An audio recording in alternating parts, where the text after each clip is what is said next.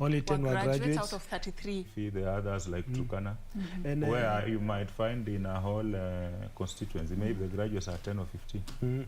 And for me to win, I did not actually tell the voters that I'm a graduate. I just made sure they felt that I'm one of them, and I'll be there to attend to their needs.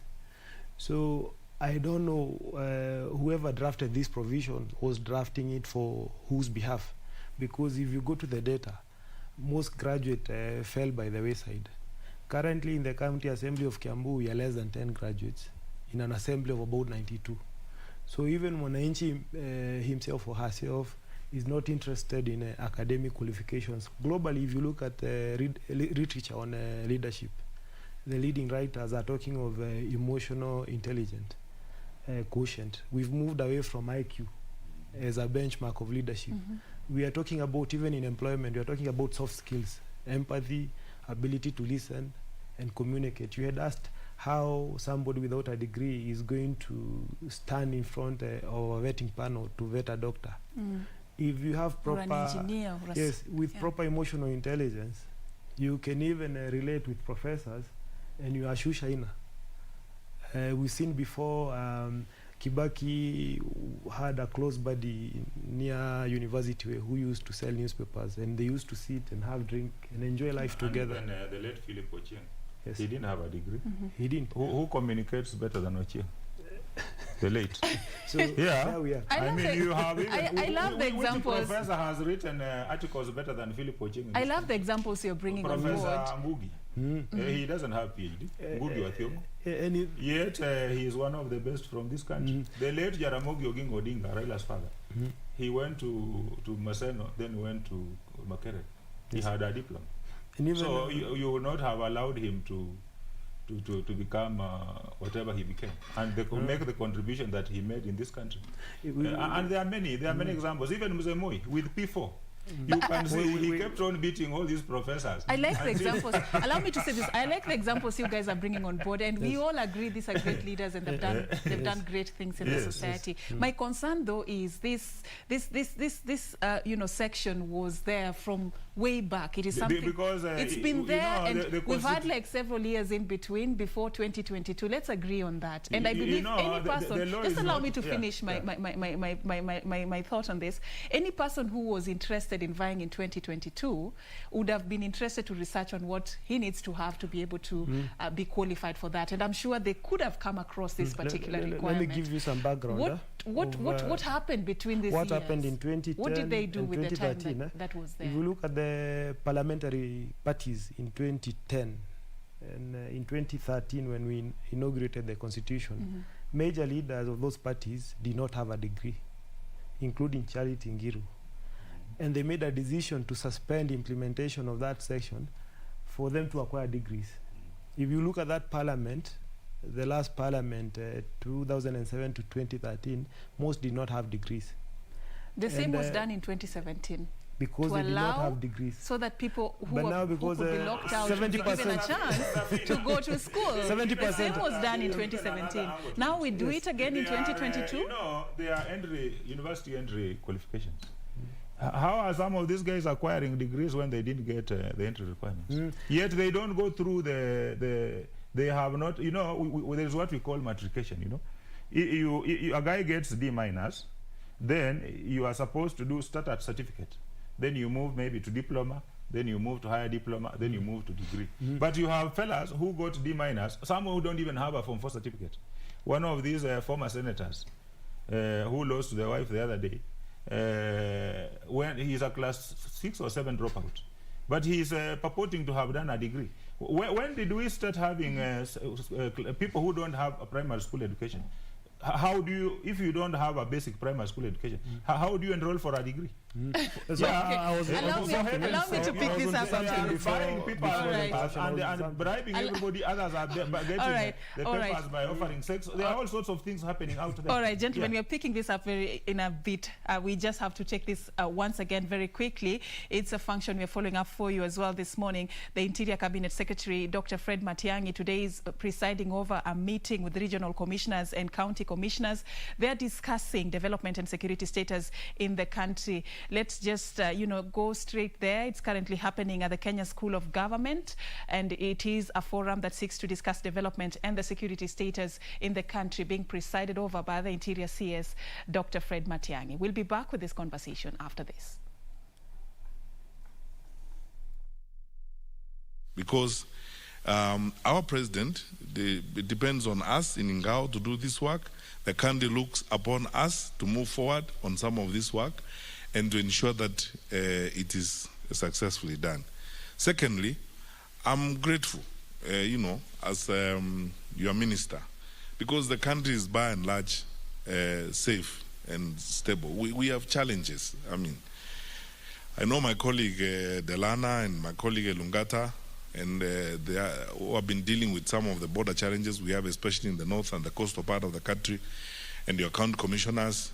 This has become, a common way of life, as it were, but these are challenges, we are completely up to, and we can deal with them. I know the challenges we've had in parts of the border between northeastern and eastern.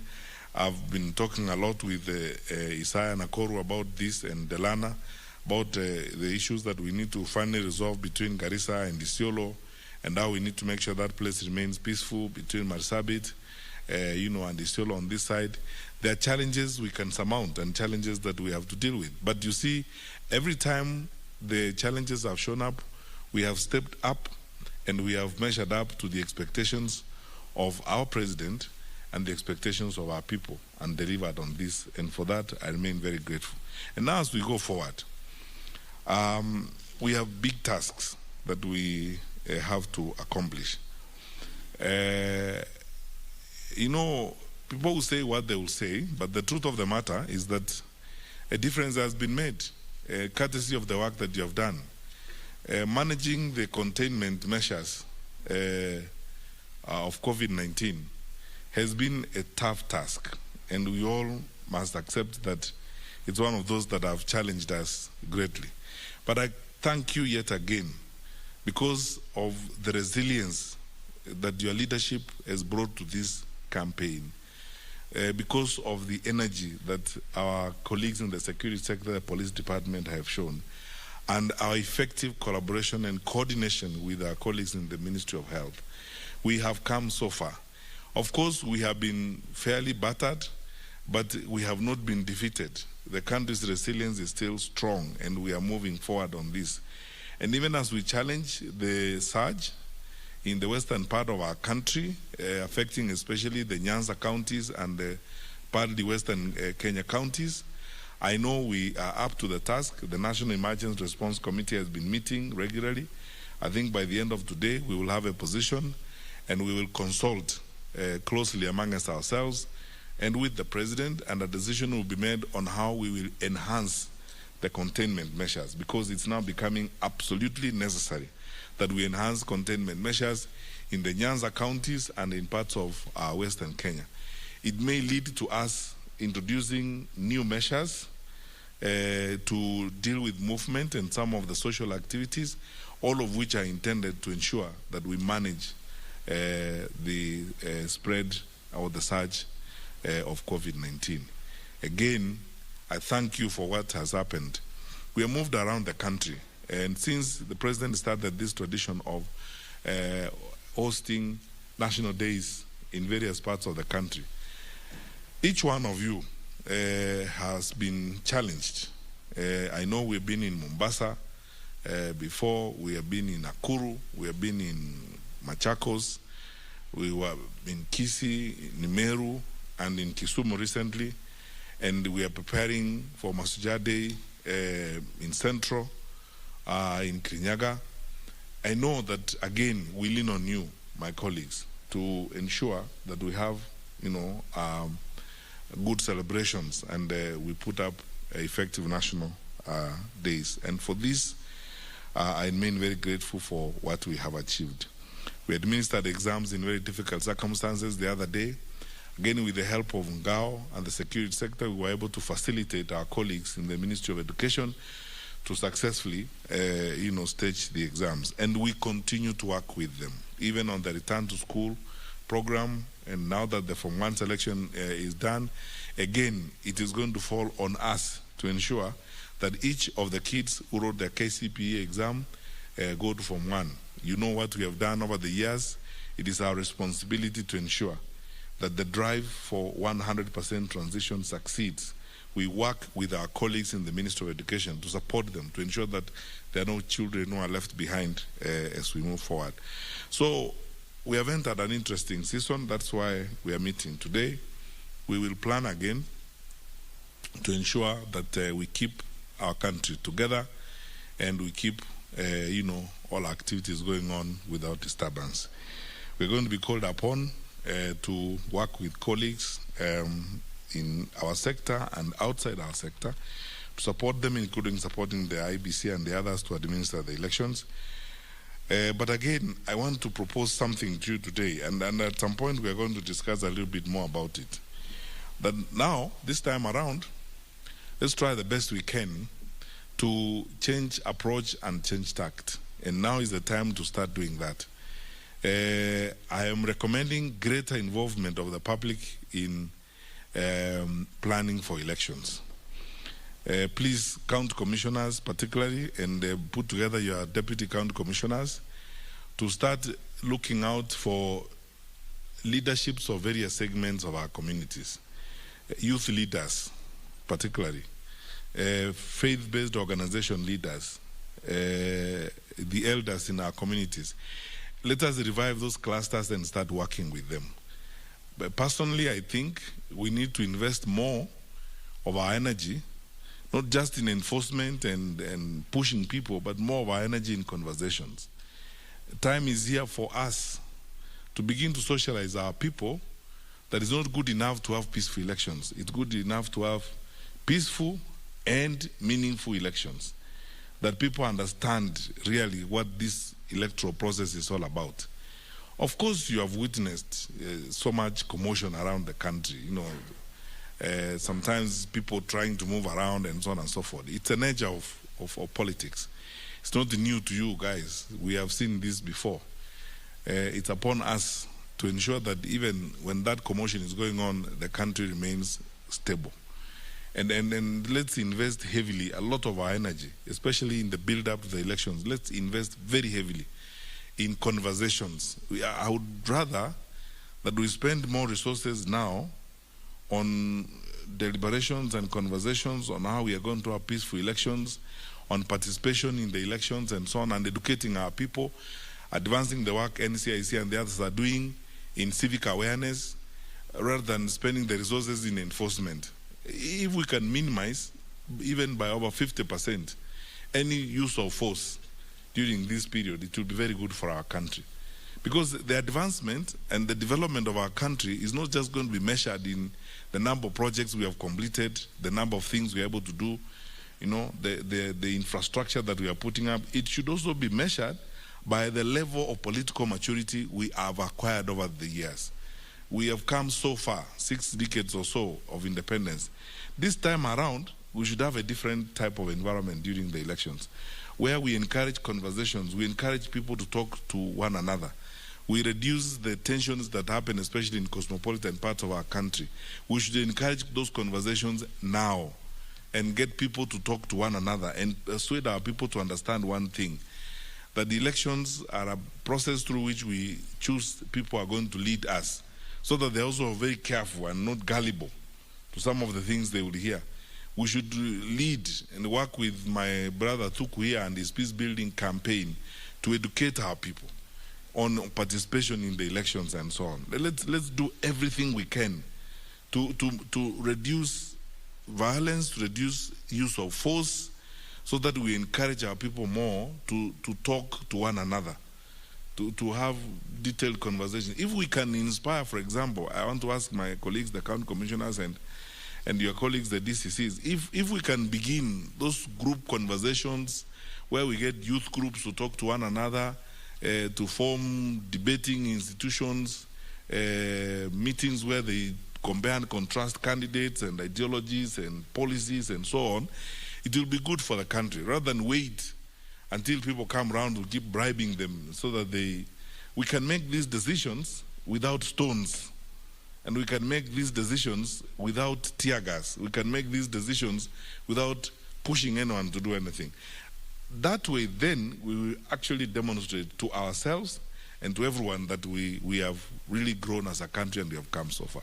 So it's going to fall on us again to do, you know, that thing of educating people as it were. Please, let's move, you know, on that direction. The rest we are going to discuss later on in terms of how we are going to do this. And finally, before I ask the PS to do something, I would like to recommend that now let us begin changing even our own engagement with the public. I have been to meetings with some of you where, frankly, I get very impressed because we are beginning also a new method of encouraging public participation by building the confidence of our people in themselves.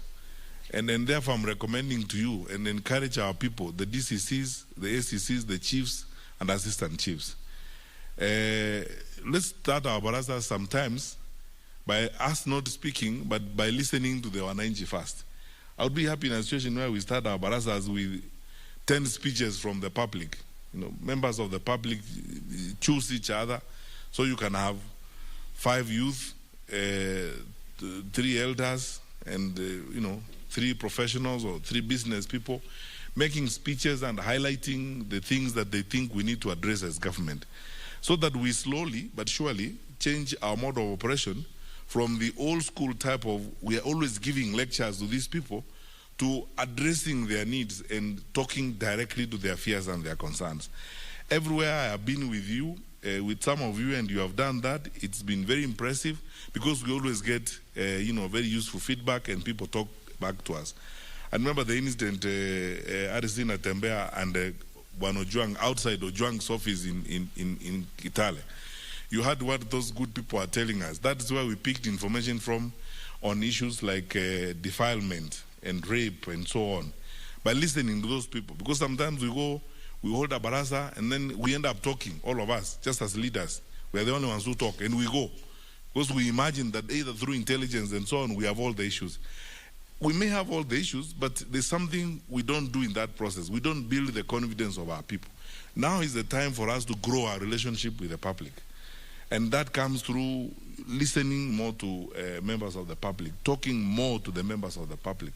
Let us slowly but surely begin to do that as a way of strengthening the confidence of our communities and moving our country to the next level. I think that way then we will have begun a process that is very useful. I think, PS, I am done with my introductory remarks. If you can now create an environment. All right, that is the Interior Cabinet Secretary, Dr. Fred Matiang'i, addressing members of the Fourth Estate there concerning a meeting that he has just presided over, a meeting with regional commissioners and county commissioners. They were discussing development and security status in the country, among other issues. It's currently happening at the Kenya School of Government, and we have a reporter there just following up this for us. We'll be giving you more details about this as well as we continue. Remember, Newscheck is a program that seeks to take you to different parts of the country and different functions as they happen, and also have studio sit-downs with experts who unpack issues that are shaping conversation in studio. And in case you're just joining us this morning, we are talking about should I say, the controversial subject of the degrees and elections ahead of the 2022 general elections. That's what we're talking about. Section 22 of the Election Act provides that any person who wants to vie as a member of parliament and member of county assembly ought to have that particular degree certificate. And that is what has really elicited mixed reactions from political leaders and even members of the public. In studio, we are trying to dissect that subject together with my panelists this morning, Martin Andati, a governance expert, and Honorable Solomon Kinuthia, member of County Assembly, Ndenderu Ward. Thank you, gentlemen. Of course, I just want to understand this, you know, in the interest of those who are arguing for this and are really pushing for this to be implemented. And in a country where we are having people who've graduated with these degree certificates riding boda and engaging in odd jobs because of joblessness, showing how so many of them have been able to achieve and get this particular degree certificates.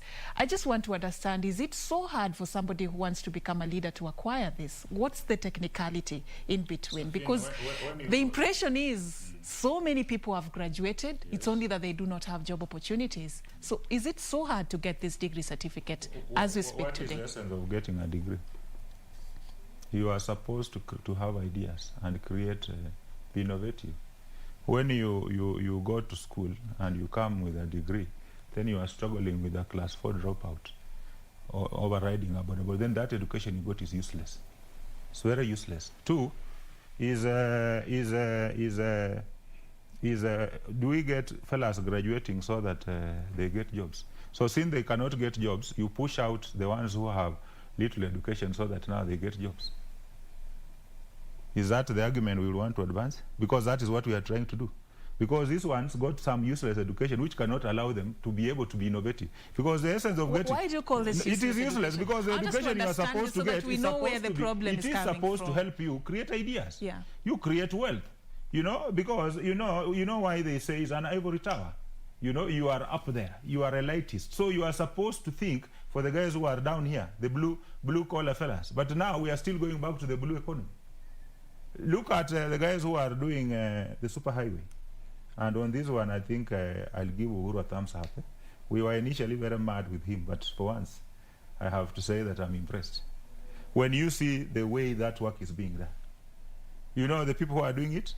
Technicians. You will find the entire project, there might be 1 or 2 engineers. So if you take, now, you move those fellas there and say that now we want to remove these engineers from what they are doing so that they can get into leadership, then they'll transform society. It will not happen. Because as you go up the ladder, you get removed from the masses. And you know, some of the things which you and me take for granted, to some of those fellas, they are very basic. They are very critical. You know, if I gave you 500 shillings today, Serfine, you'll just say, and that yamenipatia 500. What is 500? But you know, in the village, that's a lot the of 50 money. bob, we say, why are they bribed with 50 bob? To them, some of them, that is maybe the only money they have seen the whole month. To them, that 50 bob might mean between starving and having something to eat. So you see, you know, I told the fellas the other day, when I came to the city, and I was going to A-levels in their place, in Kiambu, Kanunga, I was 17. So with time, I realized I had lost. You know, you think you are one of those fellas, but with time, you are not.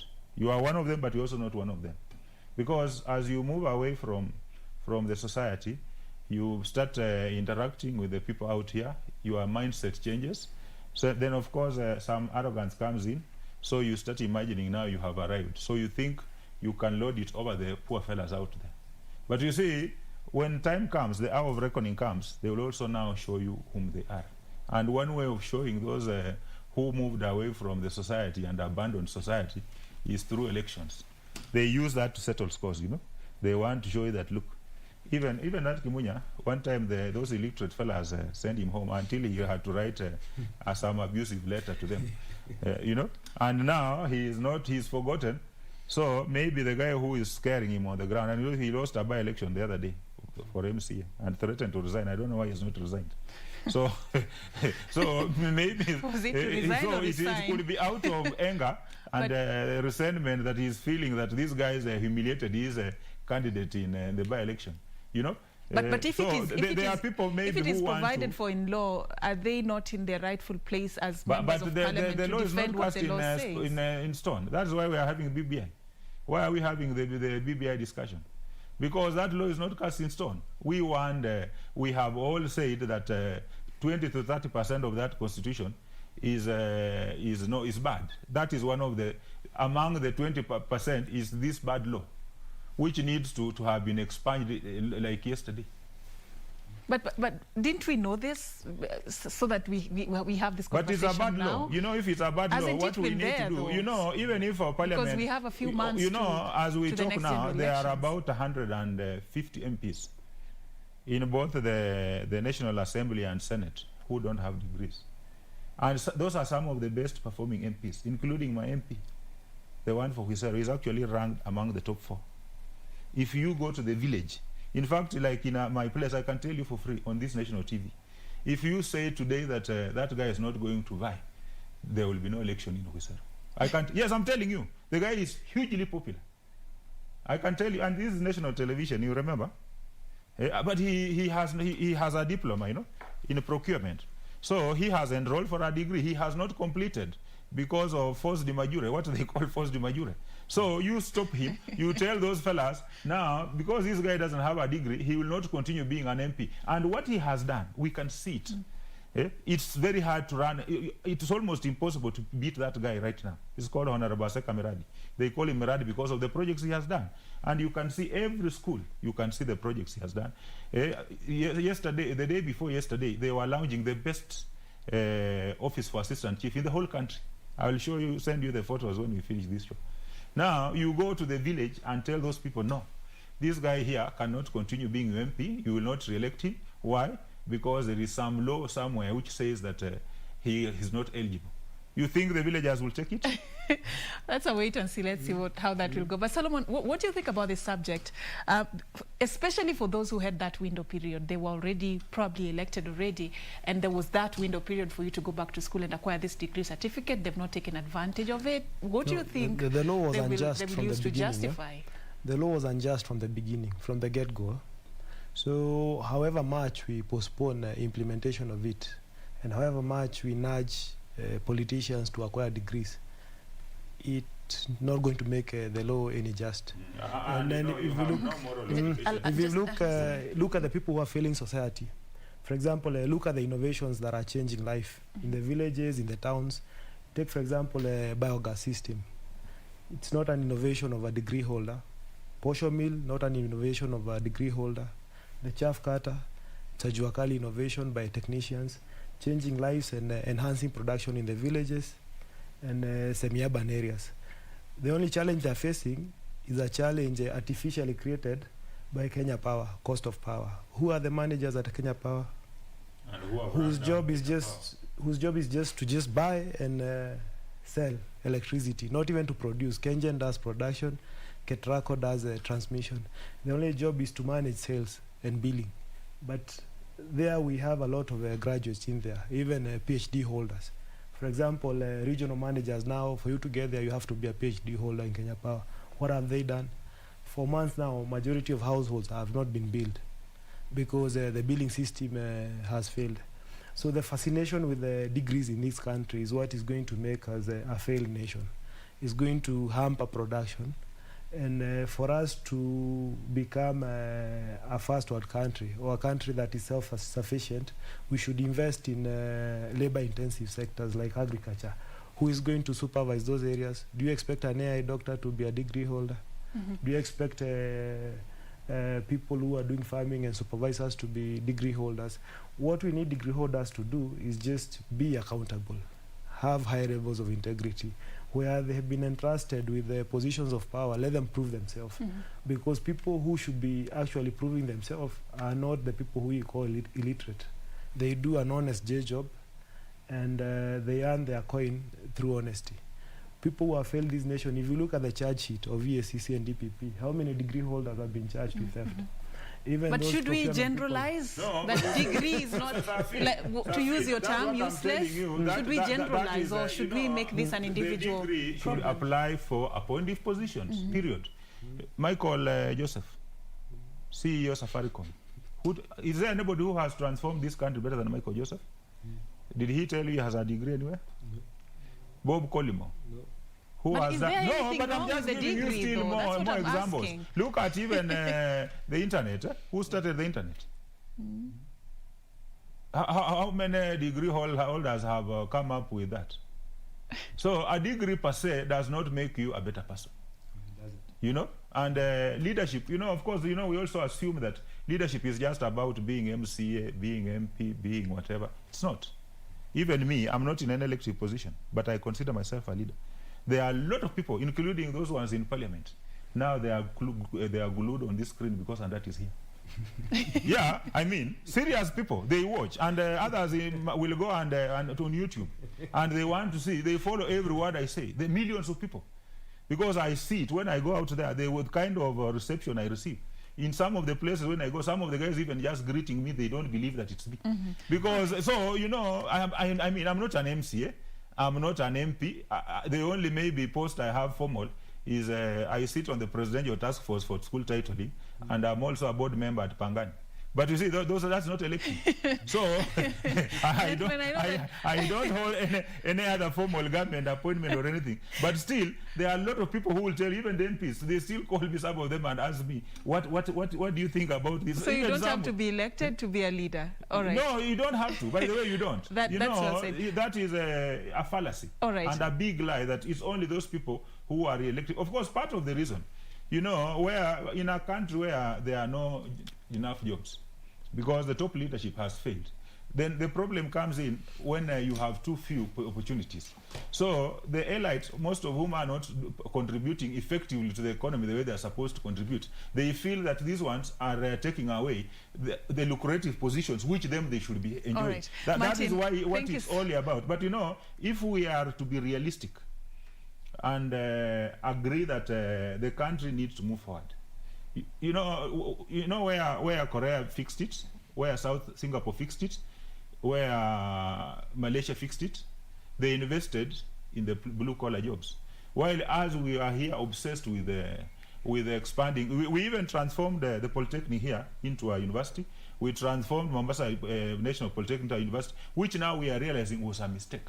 Now because we are transitioning to we the need, you see, the good thing, at least in communication, you retain KIMC. Thank you so much, Martin. Sorry, I have to cut you short, gentlemen, because of time. We have been following up quite a number of issues for our viewers this particular morning. I know this is a topic we will pick up. It's a developing issue that can be discussed at a later date, but I was talking to Martin Andatia, governance expert, and Honorable Solomon Kinuthia, member of County Assembly for Ndenderu Ward. I just want to take you back to that requiem we were following up for you today of the late Ambassador Dennis Afande. We just want to take you there and, you know, so that you can also be part of that particular broadcast. My name is Serfine Achieng Ouma. Thank you so much for creating time for us. Our sign language interpreter has been Susan Thuku.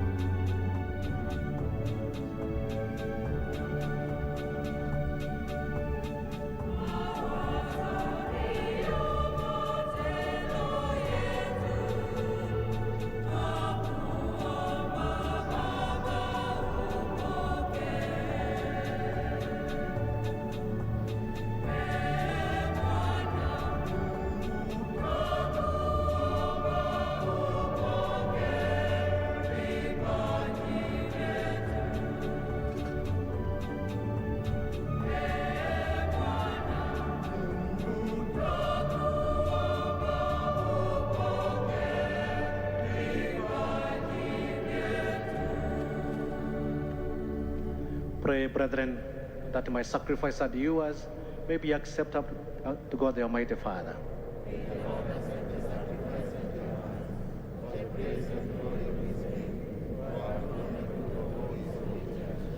As we humbly present to you these sacrificial offerings, O Lord, for the salvation of your servant, Dennis Afande, we beseech your mercy, that he who did not doubt your Son to be a loving Savior may now find in him a merciful Judge who lives and reigns forever and ever.